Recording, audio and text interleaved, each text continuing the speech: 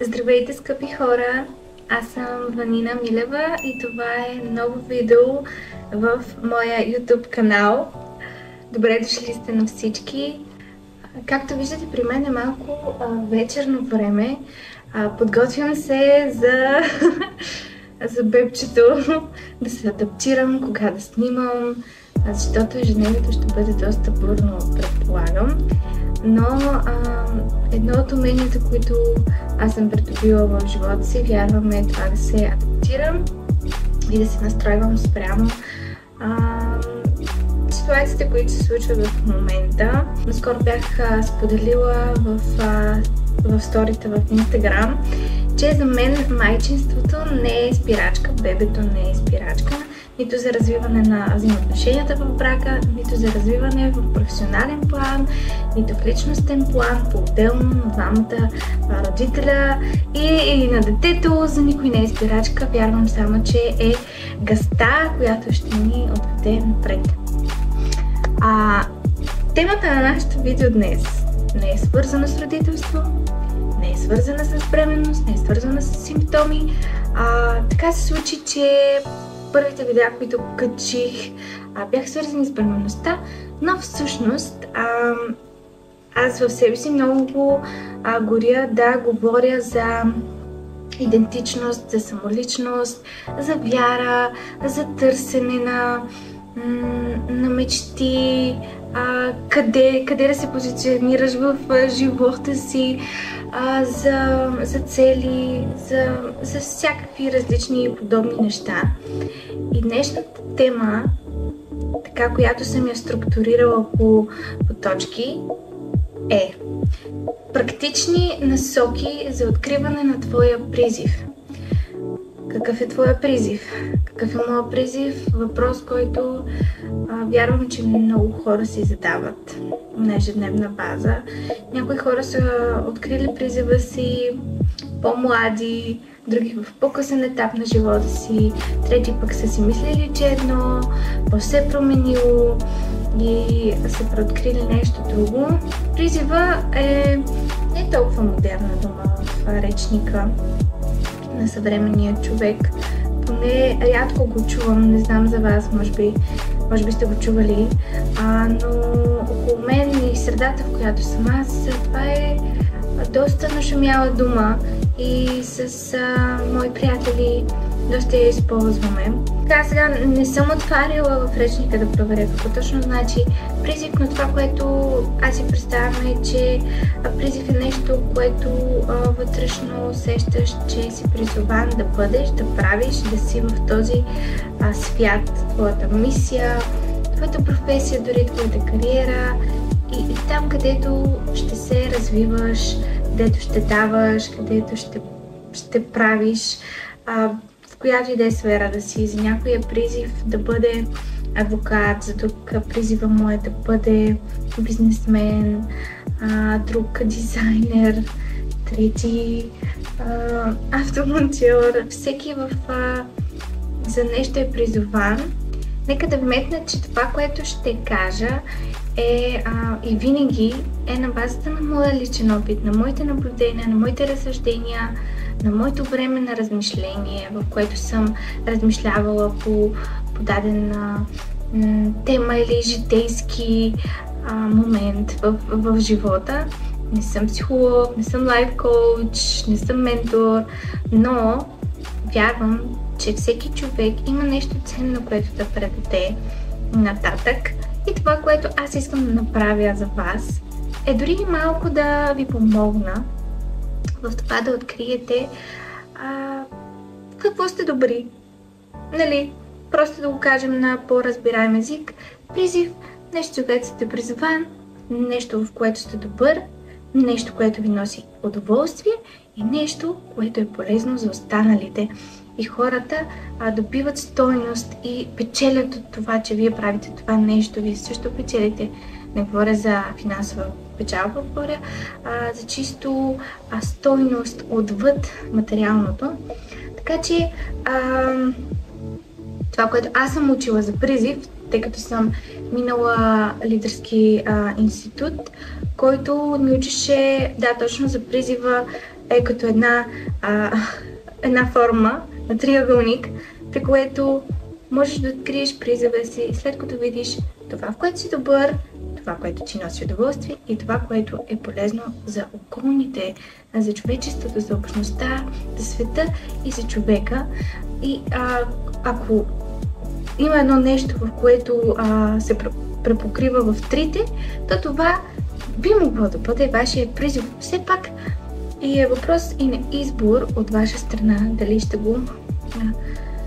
ще поемете нататък. Няма да говоря от духовна гледна точка толкова, колкото сега ще се постарая да бъда максимално практически насочено това видео. Предполагам, за много хора, включително и за мен, е било търсене. Голямо търсене на това, каква е моята мечта, какво съм добър, какво да правя. Дали хората често се чудят какво да уча, какво висше да запиша, какво да работя. Много хора не знаят какво харесват, какво обичат и в какво са добри. И вярвам, че това видео може да бъде полезно да насърчи хората и да ги доближи до автентичното им аз и до това, което е вътре в тях. И нека да започваме, защото интрото стана малко по-дълго. Така че започваме с практична насока номер 1. Как да откриеш призива си.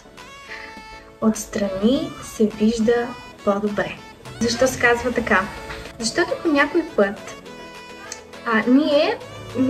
не по някой път, но ние не можем да се видим отстрани. Аз не мога да се погледна по този начин, по който ти ме виждаш в момента, просто защото не мога да си извадя очите и да се видя отстрани как се държа, как говоря и да видиш малки детайли, мимики дори по лицето ми и поведение, език на тялото, които можеш да ги видиш ти. Да, ти имаш твоя перспектива, да, ти имаш твои преживявания, ти би ме видял пак по начин отстрани, който аз не мога да се видя, но ти пак можеш да вложиш нещо от себе си по начина, по който ме разбираш, но никога не мога да се видя отстрани и ти така. Така че първата ми насока е: отстрани се вижда по-добре. Някога някой казвал ли ти е: хей, забелязала съм, че правиш това и това добре. Някой замисли се. И според мен много хубаво, сега ти давам един съвет: извади един лист, една химикалка и си записвай нещата, които ти хрумват по време на видеото. Замисли се дали някой ти е казвал някога, виждайки те отстрани: знаеш ли, че ти... Давам пример. Знаеш ли, че ти много добре изслушваш хората, между другото. Забелязала съм те, че не прекъсваш, че много добре влизаш в обувките на другия, че си много добър слушател. Слушвай се в комплиментите на другите хора към теб, не дей да ги отблъскваш, просто да кажеш: не съм забелязала, мерси, или дори просто да не кажеш благодаря, дори да не го четеш. По някой път нещата са под носа ни и другите хора ги виждат много по-добре от нас, виждат ни нас по-добре от самите нас. Друг пример. Между другото, много добре влизаш в роля. Мисля ли си да станеш някога актьор или нещо, да се занимаваш с театър, защото просто си много експресивен като човек. Друг пример. Между другото, много добре ти се получават да правиш такива крафт неща, картички, нали? Винаги правиш най-яките подаръци, винаги са много оригинални и не знам, много те бива в това да правиш подаръци. Ето ти една насока, която всъщност може да си пренебрегнал, но тя е много ключова, защото някой те е разпознал отстрани, преди ти да разпознаеш талантите, които имаш. Така че това означава, че те са видими. Не са невидими. Някои хора имат толкова скрити таланти, че дори не могат да ги открият. Но има някои таланти, които са видими за останалите, но скрити за теб самия. Затова напиши си сега в първата точка кои са тези неща, които са ти направили впечатление, че някой ги е видял в теб. Това е нещо добро. Така, това, че в нещо си добър, не означава, че задължително това трябва да е твой призив. Защото, както казах, трябва и да ти носи удоволствие, и да е полезно и за останалите. Така, преминаваме към практична насока номер 2, която съм я озаглавила така, с лекота. Тя, между другото, може би леко може да се препокрие с първата практична насока, защото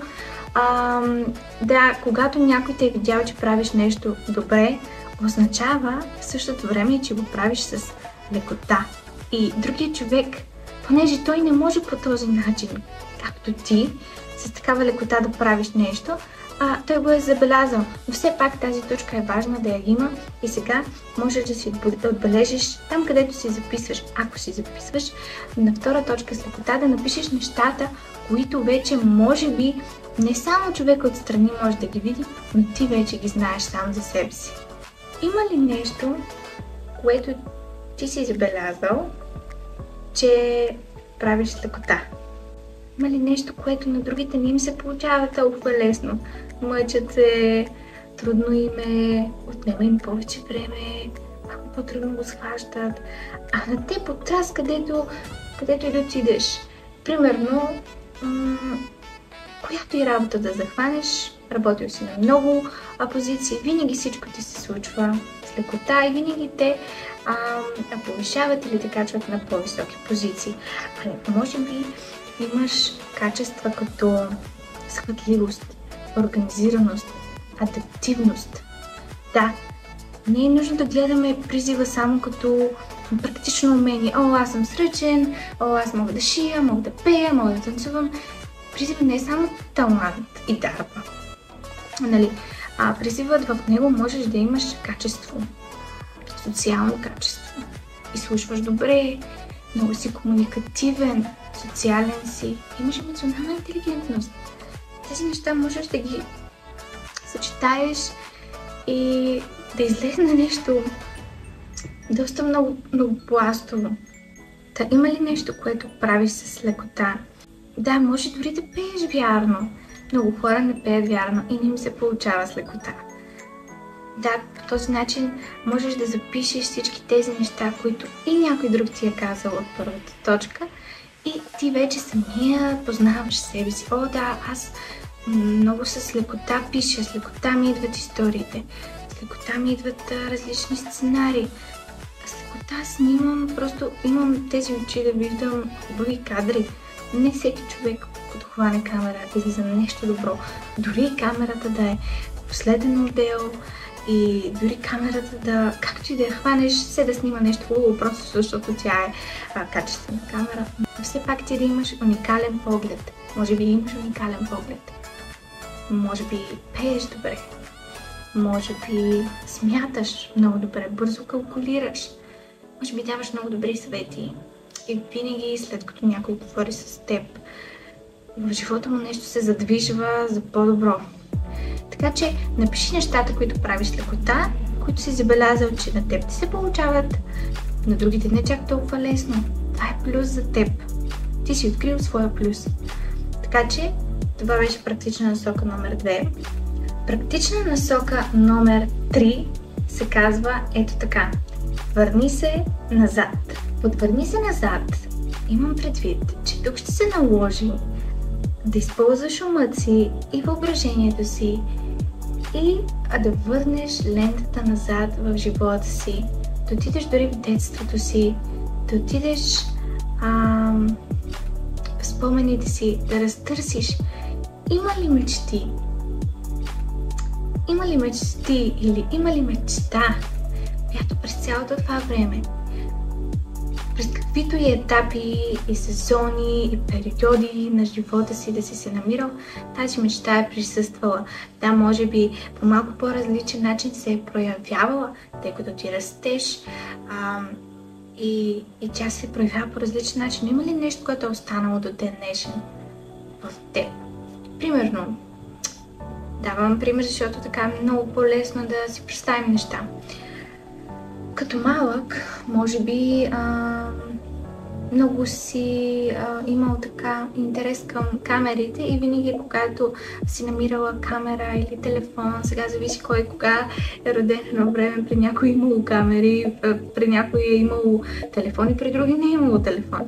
Но, примерно, видеокамера и си я хващал и просто си заснемал всичко около себе си, или си правил влогчета, или си връщал и си правил на звезда и ето днес ще правим това и онова. И тази мечта през годините да е останала в теб, да искаш да снимаш, да искаш да говориш, да искаш да бъдеш влогър, да искаш да споделяш нещо от себе си. Ако това е присъствало, може би трябва да го напишеш на своя лист. Може би това е нещо, което се повтаря и повтаря, за да се случи.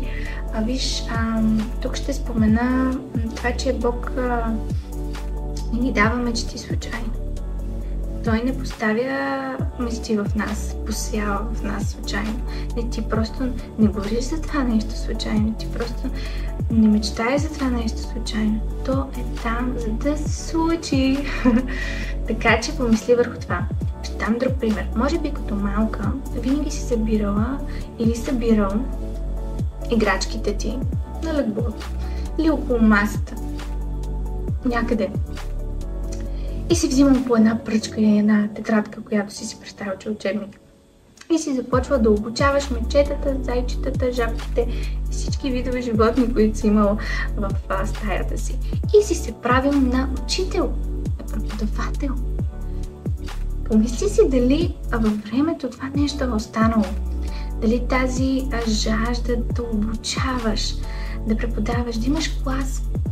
Помисли си дали всъщност това да бъдеш учител не живее до днес в теб, така се прокрадва, въпреки че може би работиш нещо друго. Разберете, дори да работите нещо друго в момента, това не означава, че мечтата във вас е умряла. Може би е в такъв заспал режим. Може би е леко мютната от теб, нали, заглушена на български, за тези, които се дразнят на английските думи. Но не я остави на пауза. Както казах, нещата в теб са поставени с причина. Може да имаш потенциал да бъдеш учител, може да имаш потенциал да бъдеш писател, доктор. Може би си прислушвала всички животни и деца, дори в детската градина. Друг пример бих дала също тук. Може би като малка или малък, винаги си се намирал в кухнята, около мама, баба или тати, който обича да готви в твоя дом, защото не само жените готвят, някои бащи много обичат да готвят. И винаги си се въртял около кухнята, около рецептите, помагал си, слагал си яйце, брашно, там, каквото и да се прави. Или си имал малка кухничка, в която си готвил. Замисли си дали наистина нямаш любов към храната, не просто да я консумираш, но да я приготвяш. Да бъдеш готвач, да притежаваш ресторант. Така че в практична насока номер 3, в която ние търсим призива си, се опитваме да намерим някакви неща, допирни точки с нас самите, да се върнем към нас самите. Върни се назад, същото може да значи върни се към себе си, седни, помисли, утихни. Това е много добра точка и много добър съвет, няма да отделям като отделна точка, да станат много. Утихни, замисли се, претърси душата си и виж, има ли нещо, което през живота ти просто те е преследвало. Виж сега тук, може да дойде един момент, в който това нещо, което те е преследвало, тази мечта, може да не ти се случва много с лекота. Примерно, да си кажеш, преди, ама тя ме преследваше, обаче не ми се случва с лекота, другите всъщност не са ми казвали, че съм добър в това. Може би не е призив. Не, може би понякога за мечтите си трябва да се постараем. Може би трябва да се погрижим, може би трябва да се поразвием. Това нещо да те е преследвало, защото просто ти имаш този потенциал да го направиш, да се случва на теб, за да можеш да го развиеш. Така че това, че примерно не си добър но усещаш нуждата от това нещо да го правиш, може би означава, че трябва да положиш усилия и то да се превърне в един добър плод. Но ето ти нещо, за което да се замислиш и така тук в листчето ти или на телефона ти или където си водиш бележки, можеш да напишеш какво е това нещо, което те преследва и като се върнеш назад, го е имало и на 6 годинки, и на 12, и на 22, и на 30. Практична насока номер 4 звучи ето така. За какво гориш?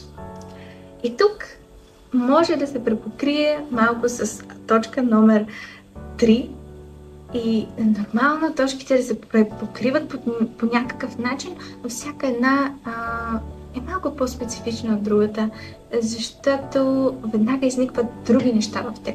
Ако ти кажа върни се назад, ще изникне едно. Ако те питам за какво гориш, ще изникне друго. Ако те питам какво правиш с лекота, ще изникне трето. И ще видиш, че всъщност за много неща те бива. И тук въпросът ни е за какво гориш.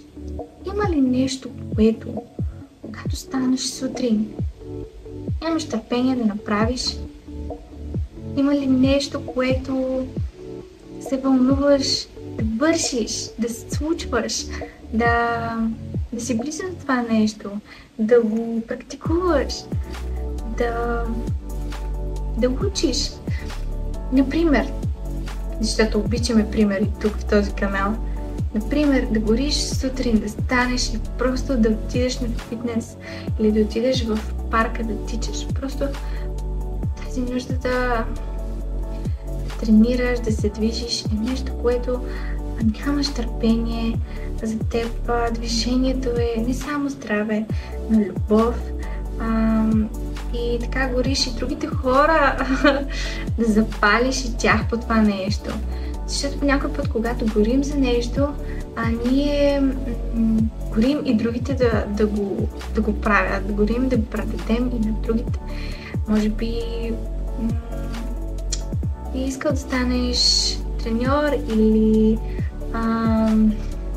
как се казват тези, които дават диетични съвети и така нататък, да бъдеш някакъв инструктор в фитнес или да си диетолог или да даваш съвети за здравословно хранене, просто да комбинираш тези всички неща в това, за което гориш, че обичаш да тренираш, че обичаш да се храниш здравословно, може би обичаш да правиш рецепти, ако обичаш и да снимаш и ако всичко това си получава с лекота и говориш добре пред камера, ето ти, дадох ти готова идея какво да направиш с това нещо.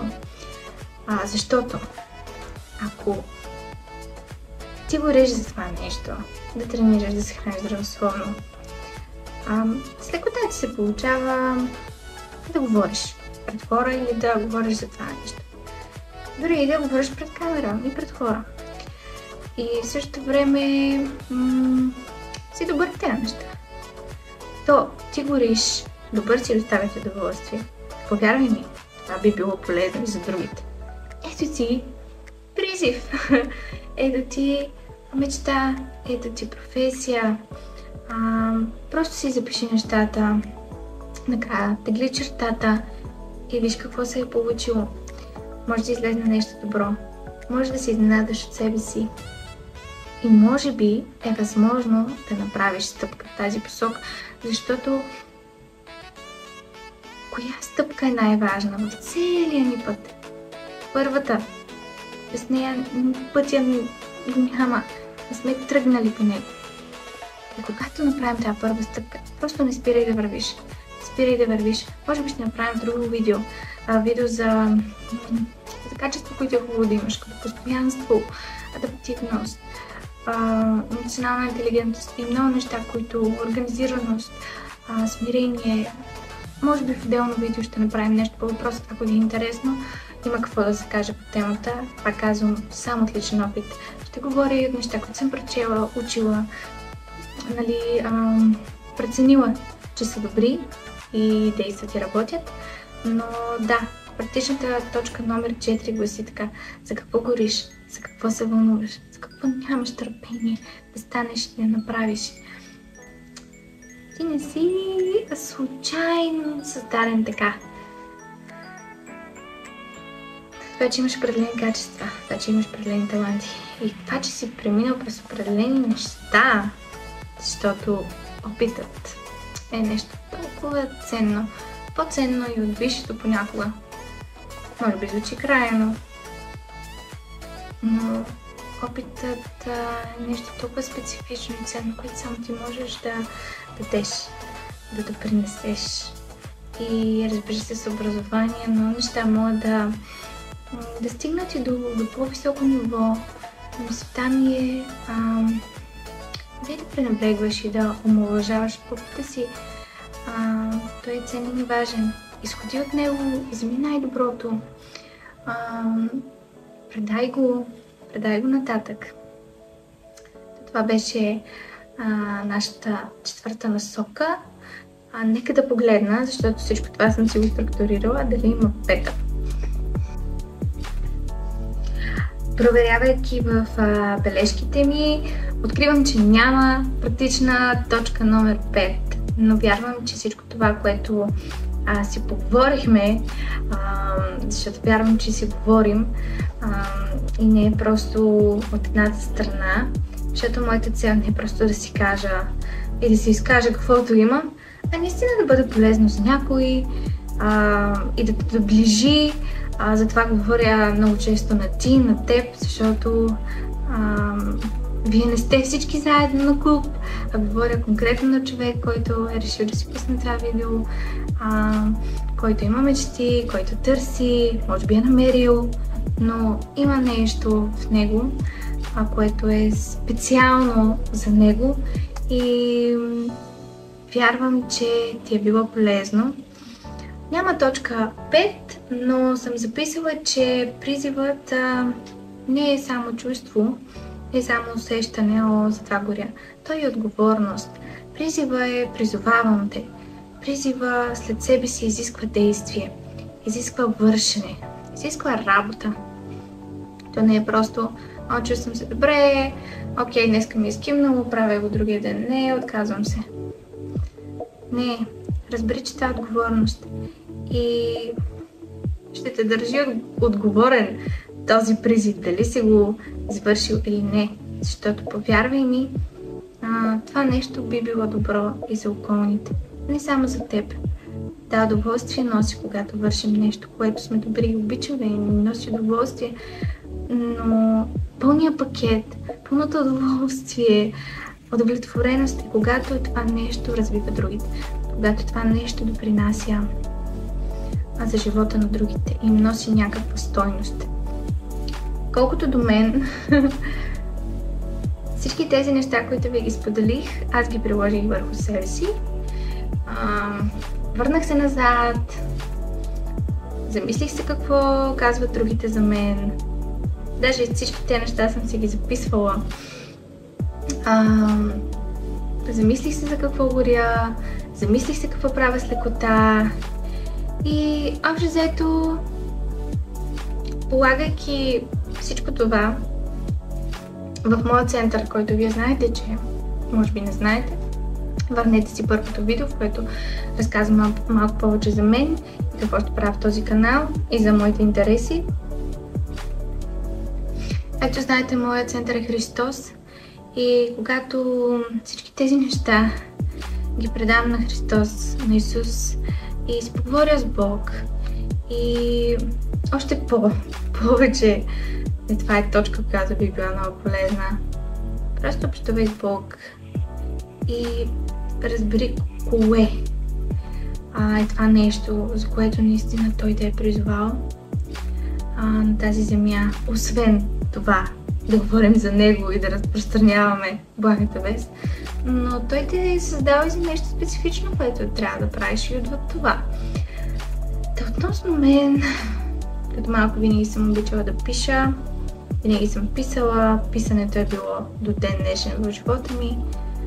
Това да уча, да предавам наученото, това да говоря. Въпреки, че съм имала много фактори, които са спирали всичко това. Ще говорим в някое друго видео за борбата с самоличността идентичността и това коя си, как семейството влияе, средата влияе. И много често можеш да се изгубиш изобщо и да не чуваш никакъв глас. Но въпреки това, нещата са там. И връщайки се назад, можеш да видиш във всеки един етап какво е това нещо, за което си роден. А ти си роден да променяш, да трансформираш животи, да трансформираш собствения си живот. И си роден да си фактор. Да си фактор като цяло за приятелите си, за семейството си, да си фактор на промяна за по-добро. Вярвам, че всички сме родени за това. Нито един човек не е по-малко от другия. И във всеки има добра идея, във всеки има, аз много обичам този цитат, във всеки има вложена идея за 1 милиард лева. Всеки е предприемач. Аз вярвам, че това е в ДНК-то ни. Да създаваме, да творим, да владеем. Всеки в своята си сфера. При мен, при много хора може да са няколко неща. Но виж какво е.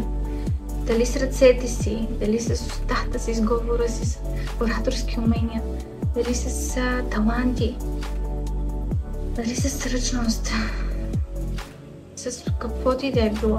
Дали си мъж или си жена. Ти си създаден за нещо и вярвам да е било полезно с това видео да откриеш поне малко повече и да се замислиш и да действаш, защото призива е действие, отговорност, чувство и да, пожелавам ти успех. Ще се видим в някое следващо видео. Искам да е по-често. Зависи си от мен. Реално. Така че вярвам да бъдем отговорни към призива си и ви призвавам вие да бъдете отговорни към призива си. Чао! Беше ми приятно. Лека вечер и приятен ден, където и да ви заварвам, в което и часово време. Просто имайте благословено време. Алелуя! Чао! Забравих да кажа нещо много важно. Абонирай се за този канал, харесай клипа, коментирай го, сподели го, качи го на стори или където искаш. Твоята реакция е важна за мен. Ако ти е било полезно, остави ми коментар с обратна връзка какво мислиш. Или ако ти е послужило, или ти е помогнало и след време дори се сетиш вече това нещо е подействало в живота ми, напиши: ей, твоето видео ме подсети за това и аз вече го правя. Така че абонирай се за канала. Целувки, до скоро!